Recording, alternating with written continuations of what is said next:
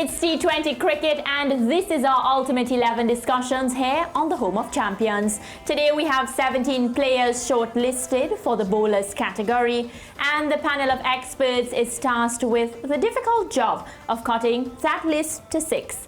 We have quite a lot to get through, so we move along quickly with Lance and George. Gentlemen, do you find that the bowling units have been most difficult to select in Ultimate discussions so far? Yeah, I think the bowling discussions, because there are more variables involved with bowling than in batting if you look at it statistically. So tough. The bowling discussions have always been riveting and tough to be conclusive on. Well, I find that the debate is longer. The debate is more intense. But at the end of the day, they come back to the usual suspects. So it's a strange one. The batsman debates, especially positions 3 to 5 in all of the formats we've looked at, those have been really tough to pick.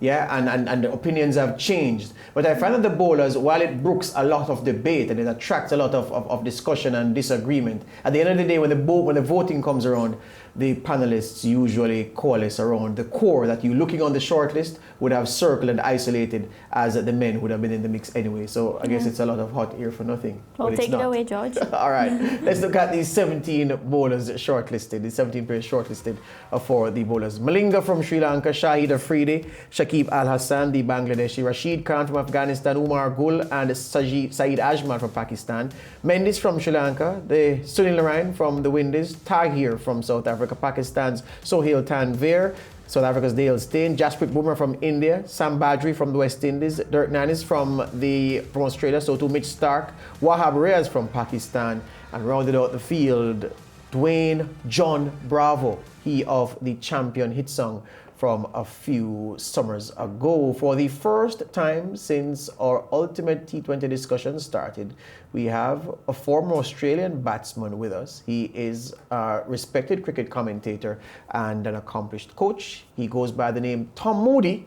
Tom is in Trinidad, of course, Trinidad and Tobago for the Caribbean Premier League, the Hero CPL, for which he is Director of Cricket. And we are also looking forward to his expert commentary and analysis throughout the CPL, which will, of course, be live on SportsMax. Before I introduce anybody else, let me give Tom a chance to say good afternoon to the viewers wherever they are. Tom, take it away. Yeah, good afternoon, and thank you for the introduction. It's good to be a part of this team and discussion. As you said right up front, it's going to be a challenging one, but I look forward to some debate over the next 20 minutes or so. Excellent, sir. Regional cricket umpire Christopher Taylor is with us, and regional cricket commentator Vernon Springer. They complete the panel. Good afternoon, Chris. Greetings, George. Springs, good afternoon. Hey, good afternoon to you, George. And let me take a couple of seconds to be able to say condolences to the folks in St. Vincent and the Grenadines on the loss of Samuel Jeremiah George, better known as Jerry S. George. He will be laid to rest in St. Vincent and the Grenadines on Saturday. And as most of us would know, Jerry was a political activist, a broadcaster, communications manager. And I want to use this forum to be able to extend our condolences to the people of St. Vincent and the Grenadines, and especially the George family. Excellent, sir. Noted. All right.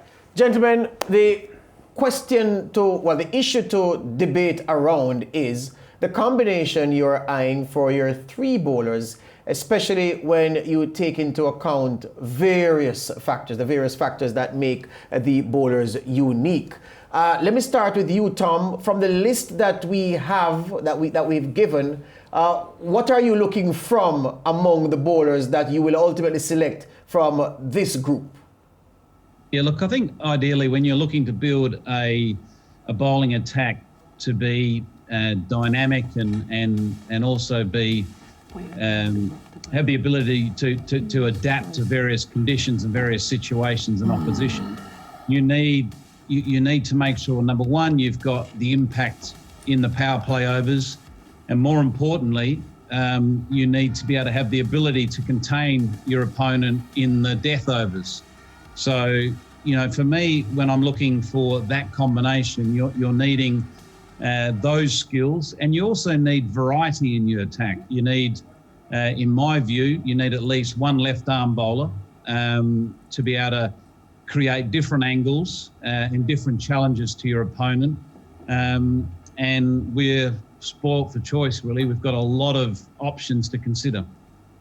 Chris, are you seeing a lot of sameness among the bowlers on this list, big list of 17? And do you agree with the way that Tom Moody will want to pick his 3 from this bunch? I think there's a lot of variation in this 17-man list here. I think that left arm, right arm, off spinners, leg spinners, mystery spinners, medium pacers, fast bowlers. I mean, I think there's a lot of variety in this list. I think this might be the most interesting discussion yet, because now we have an idea of what the top 5 will look like. So you will know what you'll be getting from any part-timers up top, which isn't much, based on the persons who have been picked so far. And it will also depend heavily on the impact players that you have in mind, because if your impact players are of the pace variety or the spin variety, then that might have some bearing on the kind of bowlers you pick as well from this initial list. So I think this discussion will actually vary quite a bit between the 3 panelists and the persons in the SportsMax zone as well, because obviously the complement of your team might differ depending on who you're talking to and what you want. As Tom said, he likes a left arm in the mix. Some people mightn't. All right. Springs, when you look at this big list of 17, what are you looking for by the time you are required to vote on those you believe should be in this Ultimate T20 team? The makeup depends on the coach. And you would have heard from the expertise of Tom Moody, who is a coach, that he would like a left-arm seamer. I would want to see an out-and-out fast bowler, especially in the first 6 overs, because I want to get wickets. And outside of that, I want to also make sure that I have a wrist spinner in my lineup. And you also have to be able to make sure that you have a combination as to who will fit in what conditions. Now, Chris made a very important point in terms of the impact player, because let's say we're looking at someone like a DJ Bravo. Bravo, he's in our bowling lineup set up here, but if we look at the impact list, he certainly will be able to fit into that area, and he can also still be able to make a claim in the bowling lineup here. So the discussion will be interesting, and I think when it all says in terms of what the 3 of us would want, what we would want to see. We want to see 2 out-and-out fast bowlers, whether one be a left armer and a right armer, but for sure, I know I want a wrist spinner in my lineup. Hear you on that. All right, we're going to put this big group into some small groups now, and we're going to have some snappy discussions on the various groups. Let's get it rolling, Mr. Producer. So this first group has Bravo, Wahab Riaz, Imran Tahir, and Saeed Ajmal. Anything special in this first group, Tom? Oh, they're all pretty special. You know, obviously Bravo has been a remarkable performer for a long period of time, but he falls into that category also as in your impact player category. I think what you need to consider with Bravo, he's really gained his reputation and career based around bowling at the death. So, you know, are you going to consider Bravo when you've got the likes of Malinga, who's been historically the best death bowler in the history of T20 cricket? You've got Jasprit Bumrah from India, who's also staking claims of being one of the best death finishers in the game, and also Mitchell Starc. So, you know, that's where the debate really comes about to, you know, who you're picking for certain roles within the team. And that's important because there's 3 important phases that require 3 different lots of skill sets. So we need to take that into consideration when you're making a final selection. What are those 3 phases, Tom? Well, you got your power play, obviously, where you're really the most successful teams historically have got the ability to take wickets. And as Vernon said, you need pace, but you need not only pace, you need skill. You need bowlers that can either swing the ball in that very small window when the ball is new. The white ball only swings for 3, maybe 4 overs max. So they're your wicket takers, people that can move the ball at good pace, or spinners who have got the expertise in that power play to be able to take wickets. And Sunil Narine is one of those bowlers that has got historically a very good record in taking wickets in the power play overs. Hear you on that. Chris, from this first list of 4, identify the special talent and maybe, if there is indeed one, someone who's a bit overmatched when compared to the rest in this first group. Well, as I said, very difficult group. I agree with Tom that DJ Bravo, to make things a little bit easier, maybe should contest in the impact player group. Certainly a match winner.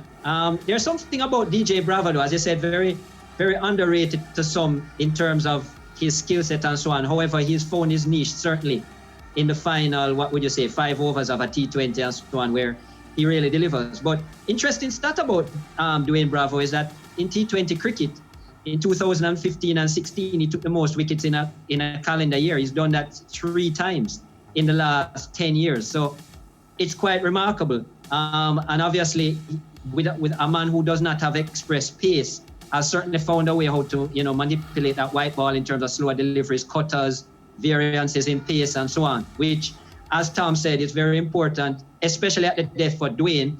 But also, as you say, in the power play overs, where batsmen are looking to get after you and so on. But to make life easier, I would probably consider Dwayne in the impact player category. With the likes of maybe the Pollards and the Russells and the Shane Watsons and so on. I think you might do better judging him there.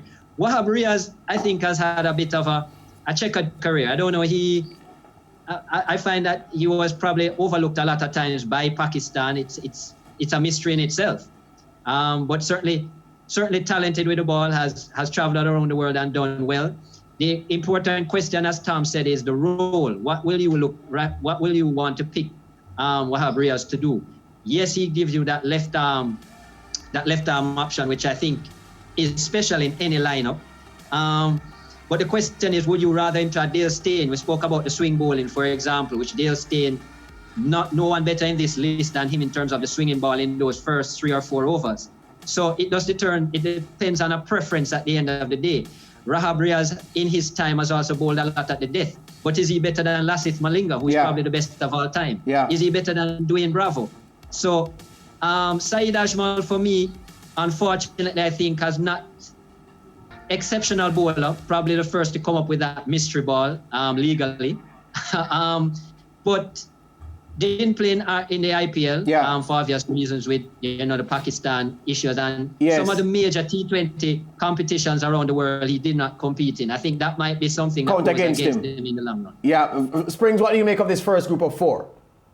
Well, I would join in the discussion by making sure that we separate and put DJ Bravo in the impact player role.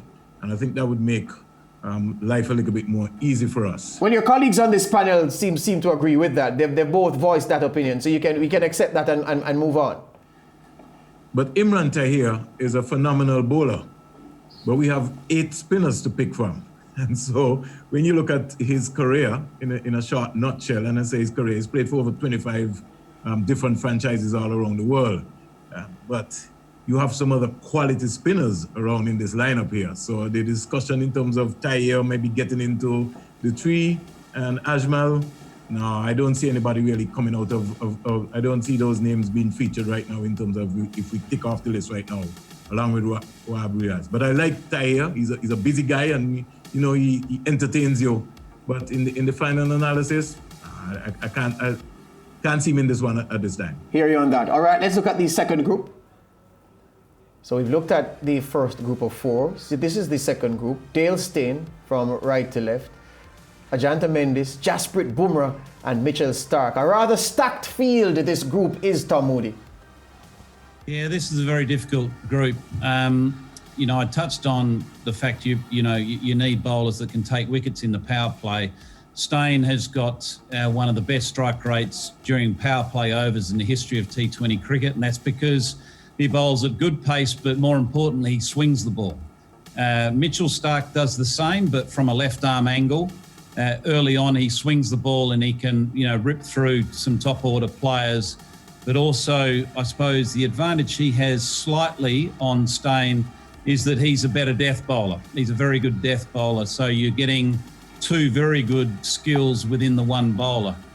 Jasper Bumrah, as I touched on previously, he's the emerging star. He's very different. He's got an awkward action. He comes from a different angle.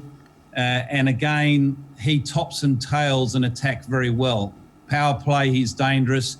And the finishing overs, his ability to bowl, 145 to 150 kilometre hour Yorkers is quite unique. So good luck picking out of that group, lads. Vernon Springer, this is a powerful quartet. Quickly, can you take me through this four, highlighting some qualities? Well, the Mitchell Starc situation is very intense in terms of what you want to look for. So if you have a left armer, we know that Wahab Riaz is out of the lineup. And so Mitchell Starc stands a very good chance because he can bowl your new ball and he can also come back in the middle overs and in the death overs and can be able to produce for you. So this in itself could be pretty interesting. So I think on the top of my list right now, in terms of we're looking for a left armer, Mitchell Starc would be my priority out of this group so far. The toss-up would be between Stein and Bumrah. And as Tom said, Bumrah has been fast emerging. He's got an awkward action and he's sort of uneasy to handle. And so sometimes he hustles you and he bowls a heavy ball. So that makes it even more difficult. You got to maybe fitness-wise and maybe somebody staying on the park, you maybe got to ask yourself the question about maybe Dale Stein. And so there'll be a little toss-up there between Bumrah and Stein. But on any good day, I think Mitchell Starc and Bumrah will be two of my favorite. Mendes, no, based on the quality of spinners ahead, can't see him coming out. Chris, discussion. Chris, unfortunately, time has run out on you, but I'll say to you before I go to the break, Chris, who is the outstanding bowler from this second group of four? Quickly. I think Mitchell Starc would get the nod. I think because you don't have many left armers that you think might make the cut at the end of the day. And I think Mitchell Starc with that added pace and his left arm attribute and his ability to bowl at the death with that swinging ball probably gives him the edge. I will agree with Tom over the talented Dale Steyn. I think Mendes is a little bit short on quality, especially in the big competitions and against the biggest opponents.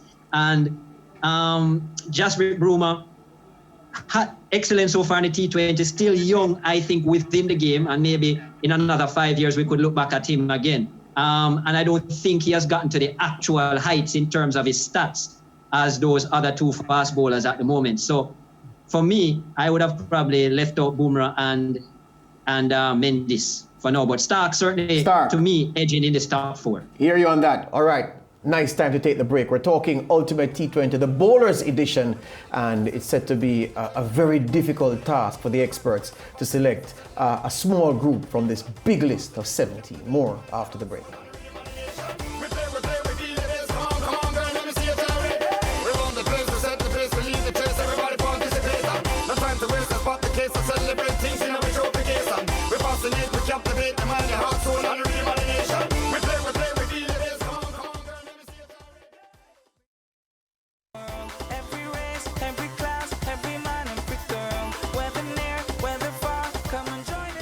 Welcome back to our Ultimate T20 discussions. Today our panel is cutting the list of bowlers from 17 to 6. Remember, you can be part of the process by logging on to www.sportsmax.tv/ultimate and select your team.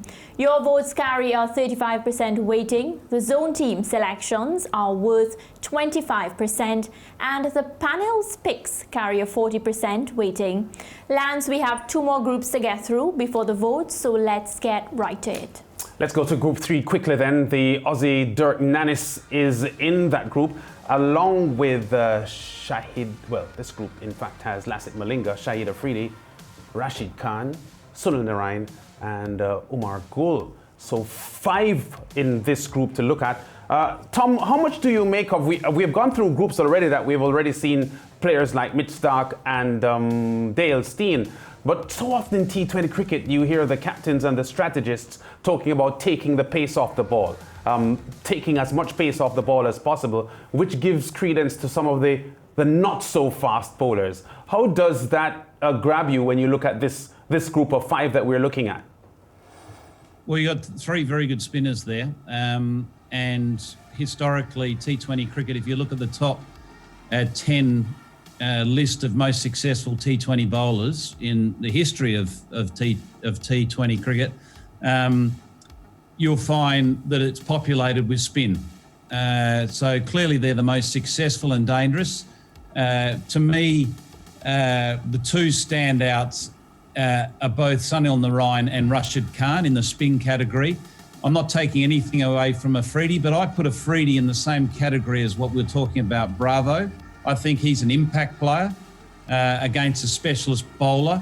I think, he is a dangerous impact player down the order that is also very, very dangerous with his leg spin. You've obviously got Malinga there. He's a no-brainer. He's arguably the game's most effective T20 bowler since its inception. Yeah, all right. Chris Taylor, quickly, your take on the five that we're looking at in this third group. Yeah, I agree. I think Shahid Afridi will be better sorted in the impact players. As I said, a lot of those all-rounded players are better suited in terms of impact. And if you think about how he has played the game, it's from an impact perspective. Whereas I think that Khan and Narayan are specialist spinners, even though, they do a bit of other things as well, pinch hitting and so on. But I think their main role in the team is as mainline spinners. I think two of the best we've seen, two of the best that I would probably be considering to go into that final draw. I think what they have achieved over the time of T20 cricket is amazing. Rashid Khan in a much shorter time, but Sunil Narayan over a long period, winning trophies and so on. I think Umar Gul, very talented, has bowled well in T20 cricket, but when you look at the persons he's stacking up against, again, I think he's going to fall a little bit short.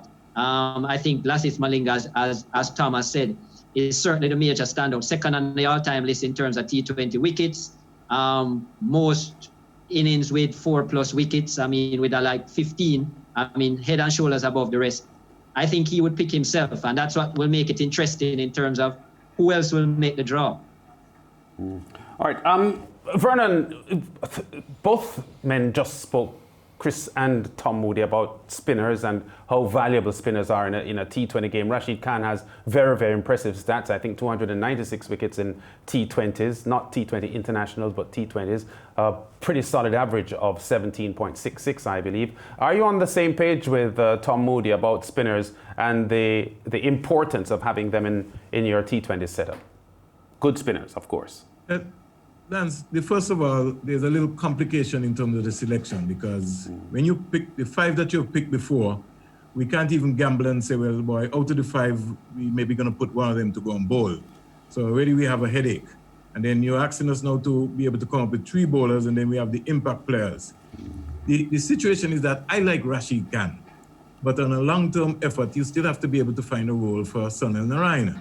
Now, I'm going to bowl a curveball here, because Sunil Narayan maybe also can become maybe an impact player, where he maybe can be in that category where we've seen that he's been used in the IPL, where he's been coming as a pinch hitter and he's opened the batting, and so he can be effective. So if we may be trying to find a balance to maybe get Narayan and Rashid Khan in the same team, then maybe, Narayan maybe might go into the impact player role. Outside of that, I think maybe Rashid Khan maybe might lose out based on how long Sunil Narayan has been around in the game and the impact with the spin bowling in terms of the effect that he's made on the world scene. So it's going to be a little difficult situation in terms of who I want between in spinners. I like Rashid Khan, but Narayan on any given day is a match winner. Yes. In terms of pace, Malinga certainly stands out. You can't compete against that. He's proven himself over and over again. Yes. And so it'll be dicey to see what we come up with in the end. All right, Tom, let's look at the final group now. We have 4 players in here. Based on the past couple of minutes of discussions, Shahid Afridi and Sunil Narayan both being projected as possible impact players. The last group now including Dirk Nanis, Samuel Badri, Sohail Tanvir and Shakib Al Hassan, the Bangladeshi all-rounder who has been #1 in the world for some time. How does this group of 4 grab you, Tom? Oh, they're all very good and all performed exceptionally well over a long period of time. Badri, a specialist, particularly during the power play overs, has carved his career very successfully as a new ball bowler. Tanvir is different, bowls off the wrong foot. He swings the ball, which is important. But Shakib, I like Shakib, left arm spinner, can bowl at any phase of the game, but also very handy with a bat. I'd nearly be putting him in the impact sort of package as well. And the last one is Dirk Nannes. Dirk, yes. I don't think he sort of stacks up against the left armers that we've already discussed. So for me, none of those really will come into contention, but all very, very fine cricketers. All right, Chris Taylor, another name being projected as a possible impact player coming from Tom Moody there, Shakib Al Hassan. What do you think about this quartet when we, try to narrow the 17 down to 6 today? 4 players who, well, certainly 3 out of the 4, maybe all 4 deserve to be in the reckoning. I mean, deserve to be in the list. But as you said, with limited places, quite a few might miss out in the end. As I said, Dirk Nannes is talented left-hander, but are you going to put him in the same bracket as a Mitchell Starc? Maybe not. Over Dirk Nannes' career, does he stack up to a Wahab Riaz? We're not really sure at the end of the day. So I think that is where his problem is. I think Shakib Al Hassan, based on the batting lineup that we have so far, it makes it hard now for Shakib Al Hassan to come in.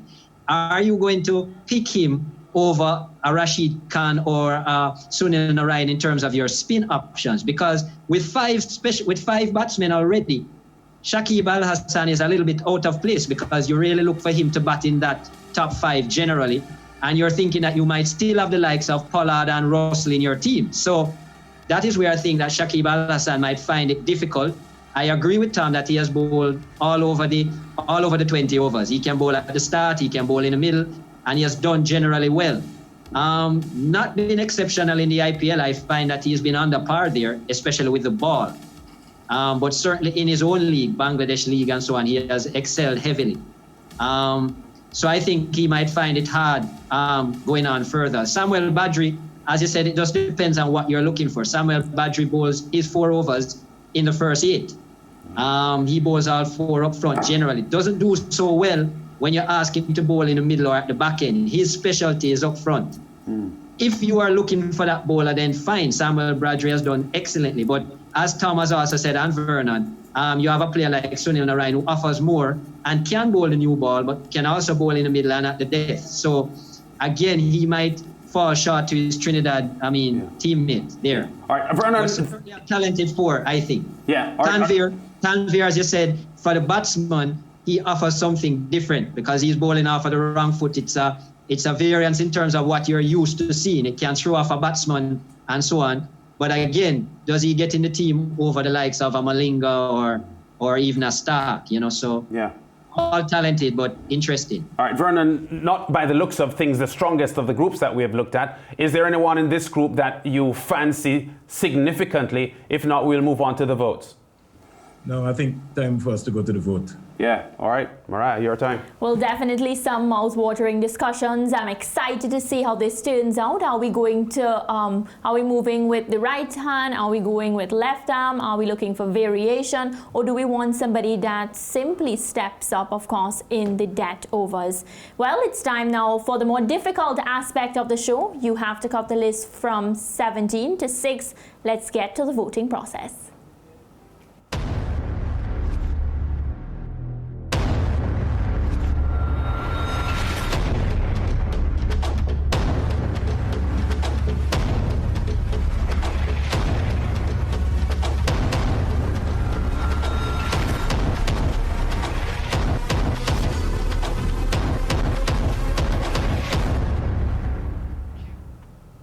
Tom, I begin with you and the first group. Who will you keep from that group? Actually, give me your full 6 that you're keeping from all the groups. Well, I can give you my 6, if that's easier. My 6 is Steyn, Bumrah, Starc, Malinga, Rashid Khan, and Sunil Narayan. All right, Tom, we move along now to Springer. You tell me your 6. Who will you be keeping? Radish Malinga, Dale Steyn, Jasprit Bumrah, Mitchell Starc, Sunil Narayan, and Rashid Khan. Chris, who will be your 6, your top 6? I'll be keeping Rashid Khan, Sunil Narayan, Imran Tahir, Lasith Malinga, Mitchell Starc, and Dale Steyn. All right. So George and Chris, our producer obviously is taking down the names, and he would like Springer to give us back his 6. Latish Malinga, Dale Stein, Jaspat Bumrah, Mitchell Stark, Rashid Khan, and Sunil Narayan. All right, got that? All right, so we have all the names, and of course they will be tabulating who makes the 6 out of the 17 listed. George and Lance, Sunil Narayan seems to be a name that our panelists are very comfortable with. Do you fancy him? World class. Yeah. World class. Yeah. Absolutely. There's nothing more to say. Yeah.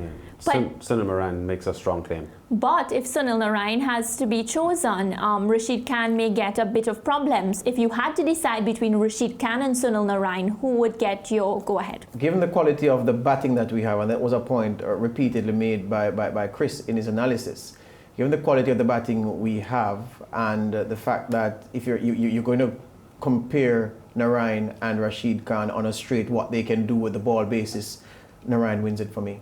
Lance? Yeah, Narayan, close call there. Rashid Khan's number is very, very impressive, but I like Sunil Narayan. On his best day, he's almost unplayable, and he gives all batsmen, even the best in the world, real problems in trying to work him out. Lance, when you have to select your, well actually 3, you'll have to select 3. Would you be thinking about Sunil Narayan and Dwayne Bravo and moving them to the impact players group, or will you be keeping them as your bowlers? I would tend to move with Sunil still as a bowler and Dwayne Bravo as an impact player. George? Yeah, what I think the about you? panel got that one right. Where impact is concerned, that's what DJ Bravo's role is. And Tom Moody said it very well, that in picking bowlers, you have to designate roles and look at, in other words, you have to look at horses for courses. Yeah. And Dwayne Bravo is a horse for the impact course. He is a course specialist. It would be wise to put him in that bracket. Well, viewers, I remind you, we have a list of 17 bowlers, and of course, we're cutting to 6. Some big names, but some gotta go. Let's take a look at who stays.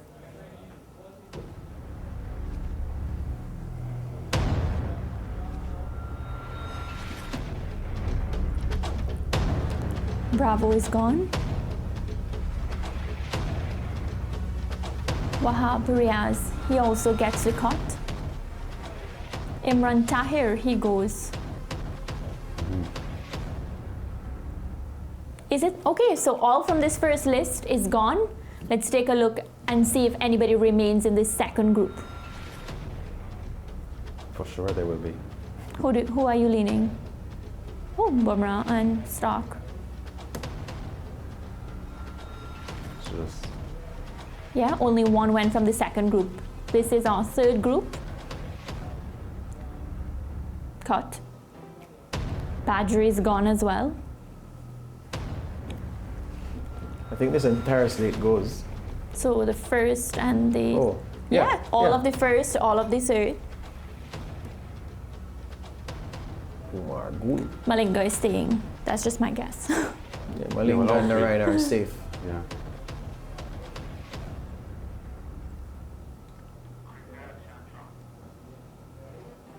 Well, George, anything jumped out at you? I'm actually not okay with DJ Bravo being cut, but I get the point that he's going to move across to the Right, impact players. So that's the issue. So you don't have a problem. He's going to another phase, another. But I don't know if he'll selection. get wiped out in that phase. No, but he'll be very competitive there, so you have nothing to worry about. So it's right to move him from there. Based on what the panelists selected, it's fair. There are a couple slates that had nobody left standing, and given what we're up against, I can see some of those slates going entirely, and the usual suspects are still standing, and that's good. Tom, are you pleased with what you and the rest of your panelists decided to go with, or would you have done anything differently if it was just you alone picking?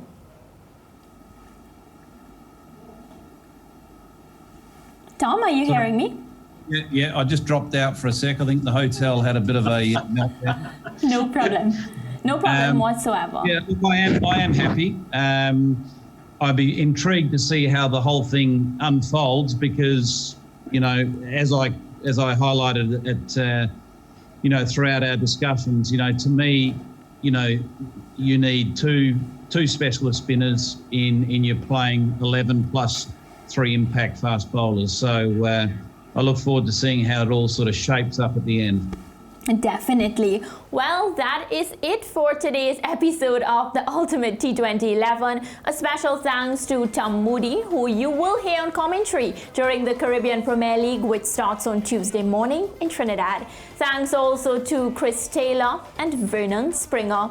We will be back tomorrow when we will decide on the final 3 bowlers for our Ultimate T20 11. Bye for now.